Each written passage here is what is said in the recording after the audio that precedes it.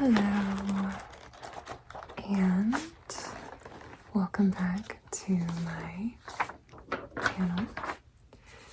My name is Isabel, and I'm happy to have you here. I'm going to be filming and recording the audio with just my iPhone here. So, as you can imagine, I have indeed been encountering even more obstacles with my Blue Yeti microphone. Hopefully we'll figure out the kinks someday. I might just have to buy an entirely new microphone. But regardless, today's video, I would like to share with you another handout that I received from one of my many therapy sessions. I keep them in my piano book, textbook, all-in-one piano course, adult piano adventures.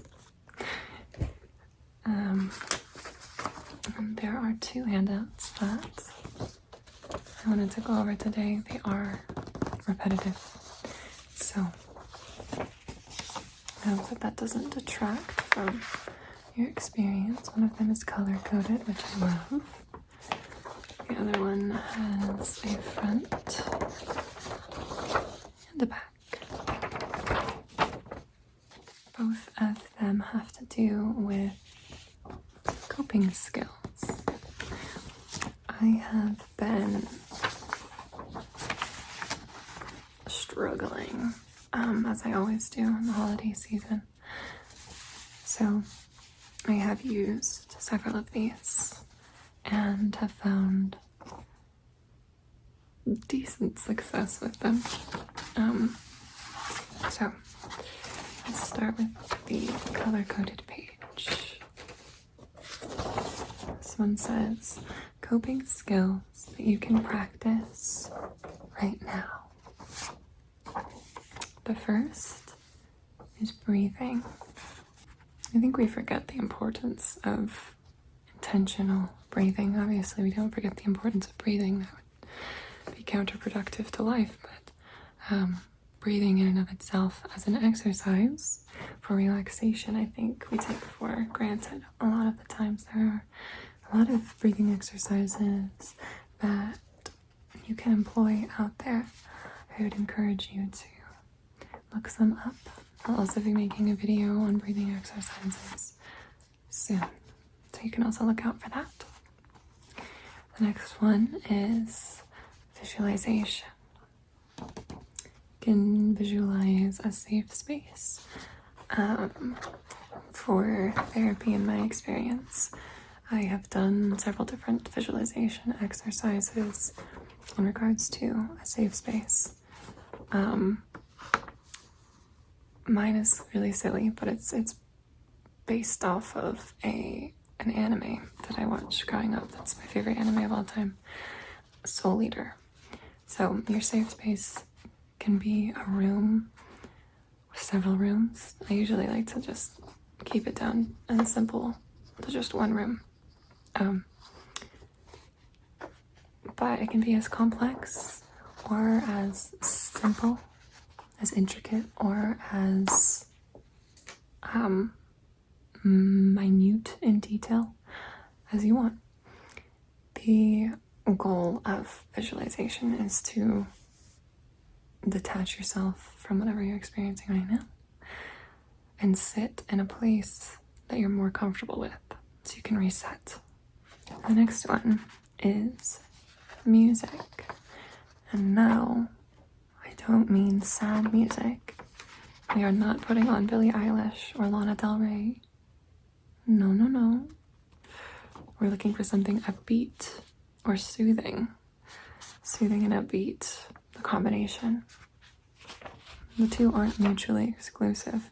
However, I've been listening to Eilit's debut album You can laugh, I don't really care. It's a K-pop group.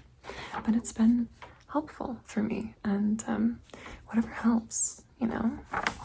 Moving on though, comfort item.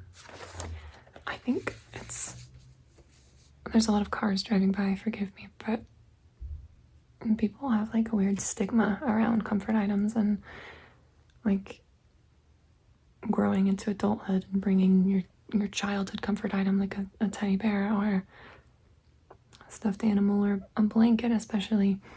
I remember I felt obligated to like sleep without my comfort blanket as a kid. I don't have my comfort blanket anymore. I threw it away. I wish I didn't. But I don't know, it's just kind of, well, I was shamed for it as a kid, which is ridiculous. If it's comforting for you, then it's comforting for you. Now I can't sleep without like holding a blanket or like a teddy bear. I can sleep, it's just less comfortable. Anyway, having a comfort item is nice. If you can gravitate towards that comfort item, keep it on you, you know. I alternate between different keychains or like small stuffed animals that I put in my bag whenever I go out, because it can be helpful if you're feeling overwhelmed to just feel how soft and like cute. And there's like beans in this one too, so it's like a stress ball. Stress balls are great. Stress ball and a cute stuffed animal that's like small and tiny that you can put in your bag and on the go. Wonderful. I'm mourning the absence and the loss of my Bulbasaur that I gave to somebody because of this reason, and I was like, I love you. You should have this because it works for me and it helps me, so I wanted to help you. He did not deserve that Bulbasaur, let's just say that. Anyway, comfort items. My stinky plushie. They're great. Anyways, movement is the next one, and I'm not talking rigorous exercise.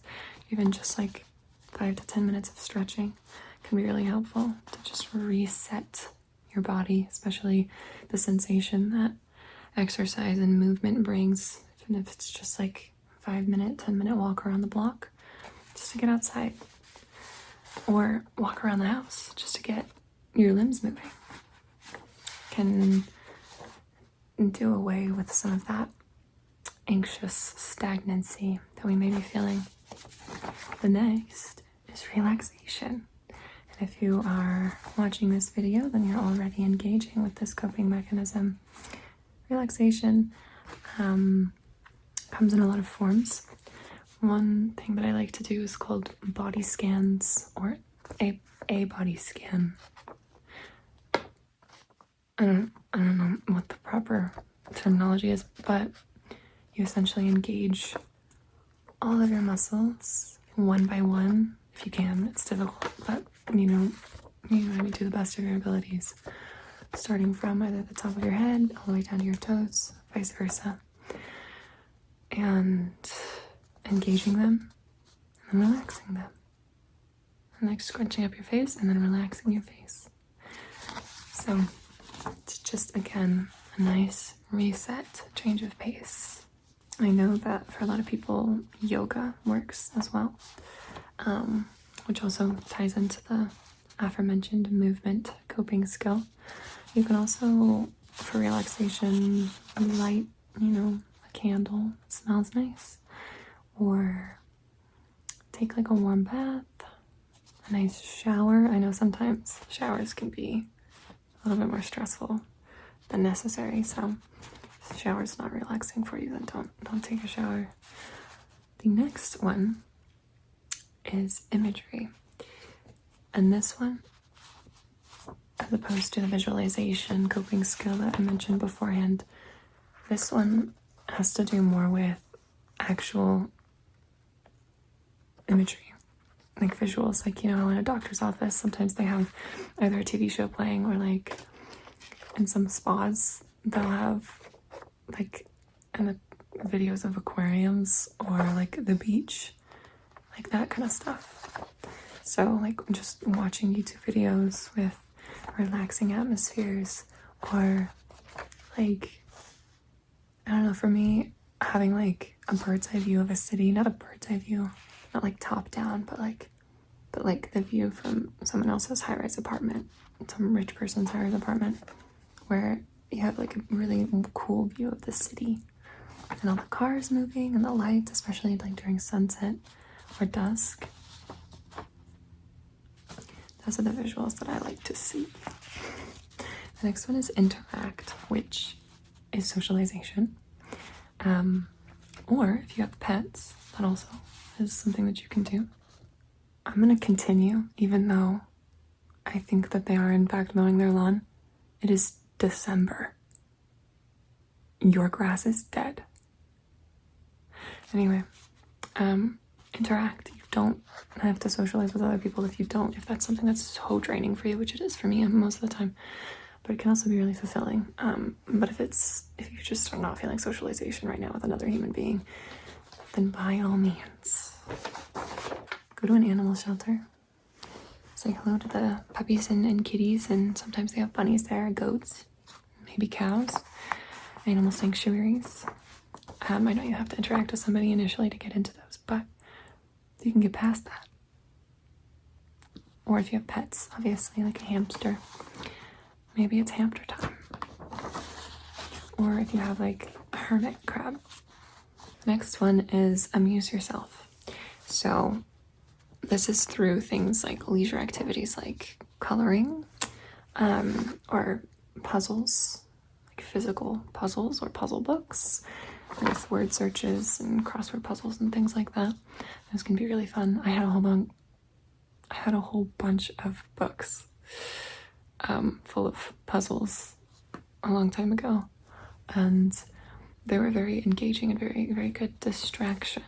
So highly recommend. Also, you could do cooking and baking if those things aren't stressful for you. I know a lot of people love baking and see that as like a really great de-stressor. For me, baking with another person is really fun, and cooking with another person is not stressful, but doing it on my own is not necessarily a leisure activity. I wouldn't describe it as that. Anyway. The next is reflect on successes. So this coping skill can be really difficult for all of the pessimists of the world, myself included, and also all of the perfectionists of the world, because oftentimes you just don't see successes as successes because they aren't perfect. You didn't achieve perfection, but that's just, it's not true. It's not true. Success can be brushing your teeth. I brushed my teeth before I went to bed. That's a success. Let's reflect on that. Other things. I didn't make my bed, but that's okay. Instead of making my bed, I made myself breakfast, and that's a success. I accomplished that. Next is address challenges. This can be overwhelming for me. So this is not something that I do. Because if I address a challenge, then I feel like I'm giving it power, which is not true. You're just acknowledging that it exists. You're just saying, I see you. But I'm the type of person where, like, in a horror movie, I would stand still, not because like fight, flight, or freeze. I would just stand still because I'd be like, and close my eyes, and I'd say, if I can't see them, then they can't see me, and they can't hurt me. Not a coping skill I recommend, because it's not a coping skill. Anyway, address challenges. Let's see what this has to say. Consider steps you can take to work through any issues you're facing.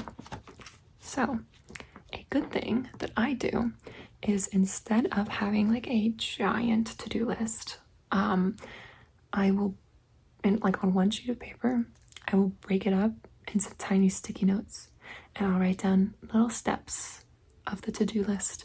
Or if I have one big project, then I'll write down steps of the project that I need to get done. And not necessarily in order, but like different things that you like popcorn reading. You can bounce back and forth between different tasks. And then when I'm done with that task, I rip it off. Like, I put them on the wall and I just rip it off. And that can be satisfying. You can burn them too after you're done. That makes you feel more accomplished. Sometimes it does for me, sometimes it doesn't. The next is the next one is spirituality. So it says find solace in prayer, meaningful rituals, or activities that connect you to a greater purpose. This is obviously not inherently religious. Again, it's spirituality, but it can be religious. If that is something that works for you, then that is wonderful, and I encourage you to continue to pursue it. It can be very helpful to connect with something, especially with a group of people, a group of like-minded people, that grounds you and gives you a different perspective than just your own. It's very helpful. All right. I did only cover the color-coded handout.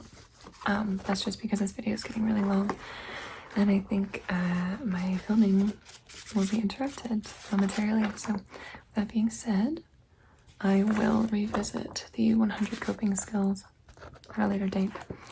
And for now, I'll wrap up this video. Apologies if my severely chapped lips have caused you any discomfort or frustration. I have been discomfited as well. So rest assured, I will put on chapstick expeditiously after this is done. So, anyway, thank you so much for watching, and I hope that you took away from this video something of substance and something that can help you in your day-to-day life. And I hope that the holidays aren't too stressful for you and that you're taking care of yourself regardless. Make sure that you're eating well enough, drinking enough water, getting enough sleep, and I'll see you later. Okay, bye. Oh, wow. How interesting. What a beautiful pose you're falling. Oh, hello. Say hello. She's too sleepy to say hello.